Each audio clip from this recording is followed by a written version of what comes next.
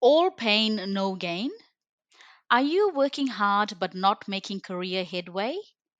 Experts share their tips for breaking the cycle. By Joanna Leggett. You put in long hours at work, are easy to get along with, and produce work of a consistently high standard. Yet when it comes to promotions, praise, or rewards, you are routinely left empty handed. Even if you enjoy your day to day work, the gnawing feeling of being overlooked and undervalued may start to affect how you feel about your role. According to executive coach Alison Shamir, this feeling is common as many employees assume their hard work alone will bring recognition, but they often miss out on opportunities to less experienced colleagues who are more confident and visible. Shamir says conventional wisdom says that the harder you work, the luckier you get, but that's only partly true. You also need confidence in yourself to promote your work, build key relationships internally, and use your voice to make an impact. The first step in receiving due recognition is to gradually build relationships with the right people. Shamir says you need to build a sphere of influence, those three or four stakeholders or people in your organization who can help get you closer to the raise, promotion, or recognition you're seeking. Shamir says if you ask one of your key leaders for 30 minutes each quarter to check in and you make it about a mentor relationship, then that's being respectful of their time. Don't forget the importance of building strong personal relationships by acknowledging people's lives outside of work. Having those rapport building chats where you ask about their children are great because it's about engaging with them as people.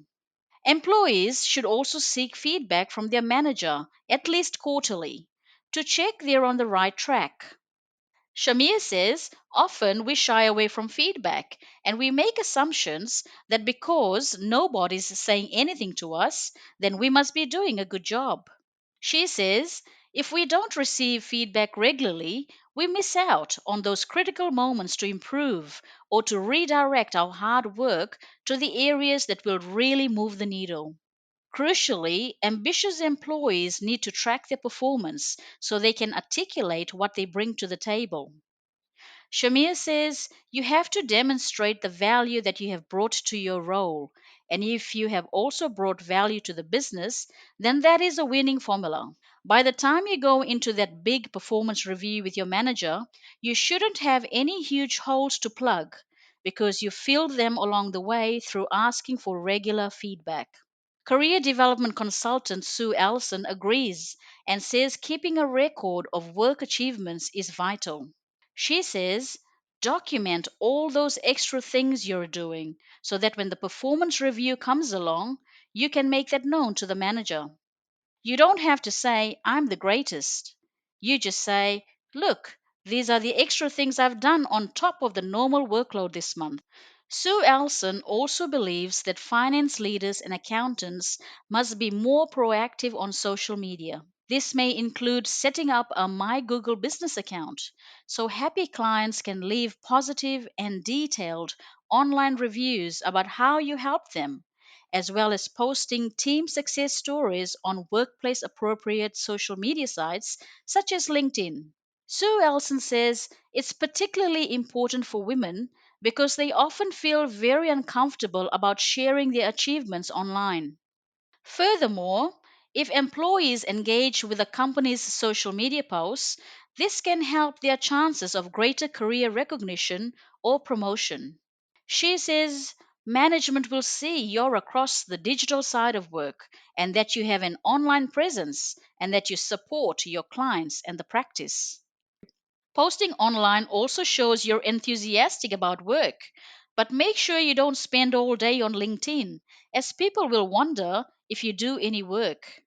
Finally, rather than waiting for recognition to come your way, Sue Allison encourages her clients to thank others, including management, thereby beginning a virtuous cycle of reward and appreciation. For example, She encouraged one of her younger clients, who was feeling overworked and underappreciated, to thank her boss with a handwritten card, which was followed up by a soccer jersey from the rest of the team. Alson says when he opened the gift, he burst into tears because he couldn't believe he was being thanked. She says later that afternoon, a card arrived on my client's desk, and inside it was $1,000 to thank her in return. Sue Elson says people need and like to be thanked, and doing it appropriately through a thoughtful note, especially if it's handwritten, may make a huge difference to your career trajectory. She says, thank you is unbelievably such a powerful word.